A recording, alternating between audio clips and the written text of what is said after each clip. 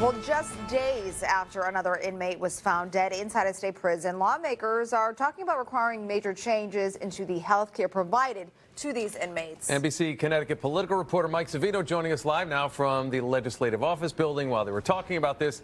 So what kind of changes are they talking about, Mike? Well, Amber and Mike, this bill has actually been in the works for a while. This actually goes back to an audit that came out back in January before the session started. But of course, this death over the weekend highlights some of the concerns. So now lawmakers want to set their own requirements.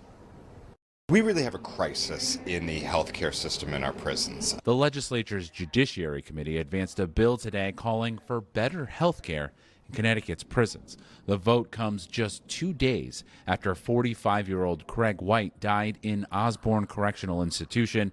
But lawmakers say this isn't just about the deaths, after an audit in January highlighted major flaws. When someone is in our system and we aren't being responsible, and day to day they're miserable, we are breaking that human being. I don't know how to explain the feeling besides hopelessness and devastation. One former inmate says he often saw delays getting medicine and treatment for mental health conditions, and DOC dragged its feet helping him get care once he transitioned to a halfway house. From mental health care to mental health benefits, I've been held back completely when it comes to DOC transferring me into society. DOC didn't respond to a request for comment.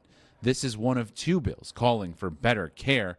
It would require the DOC to come up with better procedures to deliver medicine and training for staff, and it would also create an oversight board. It passed 30-6. Opponents were focused on specific things, like possible legal costs for the DOC when fighting subpoenas from the newly created ombuds, an independent watchdog. We just created this position 2 or 3 years ago. So, we're learning more and more about the hurdles that the ombudsman is having to face. Now, that Republican that you just heard from says he does support the overall bill. It's just a handful of things that he's concerned about. And one of the Democratic chairman of the committee, he said there is still plenty of time to try to address those specific concerns to get more people on board with this bill. They're still weeks away before this would likely get called up for a vote by the full legislature. From the Legislative Office building, Mike Savino, NBC Connecticut News.